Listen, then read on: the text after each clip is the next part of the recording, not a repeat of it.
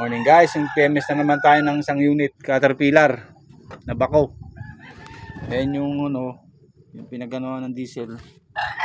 Ito naman yung langis, kaya hindi tayo makapagano ng kasi madumi sa kamay. Ayan, napakadumi na ng kamay ko.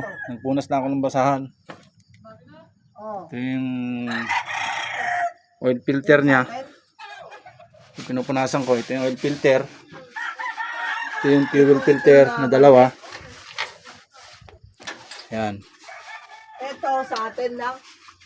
Ito yung fuel filter niya. Magkakadikit na sila, fuel. Tsaka oil filter, fuel. Yan, dalawa. Yan guys. Yan, nagdi-drain tayo sa ilalim. Puro degree po yan eh. Yan. Guys. Ayan yung Caterpillar.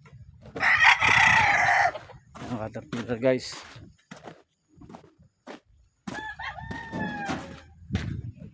Ito naman yung ng radiator nya. Ito yung cleaner. Sa coolant nya. Parang nakalo na siya. Guys, yung battery.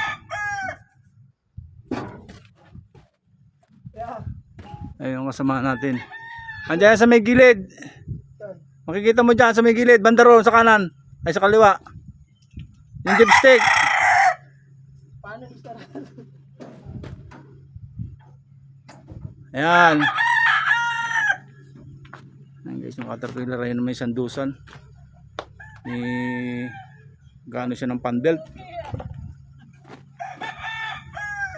Ito yung alaga nilang manok dito sa site, dito sa bundok. Ito yung binibreaker na araw-araw. Ayan guys, pakisuporta na lang yung vlog natin. Ayan, maganda na yung sikat ng araw.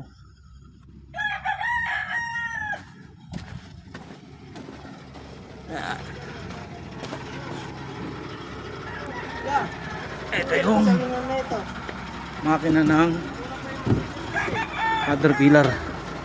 Palinan yan. Yun! Ayan ang dipstick. Dito yung salina ng langis. Ayan. Ito yung dipstick nya. Ito yung makina ng Caterpillar guys. Taas mo. Ayan yung makina. Ito yung gwapong PMS mechanic namin. Junior mechanic. Higyan mo lang. Itaas mo lang. Di-twist lang yan. Yan. Yan, marunong na siya. Pwede naman kasawa ng 3. Yan guys, yung truck na nagano ng halo papunta sa PCCP. Ay, Joel, ayun na yung Joel. Ito yung sa swing arm nya. Ito yung dipstick guys.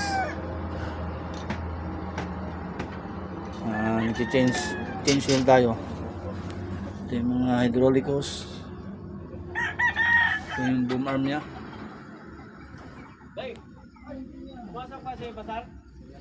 Guys, suporta na lang po yung ating pagbablog sa Caterpillar. Guys, maraming salamat po. Thank you po. Suporta na lang po.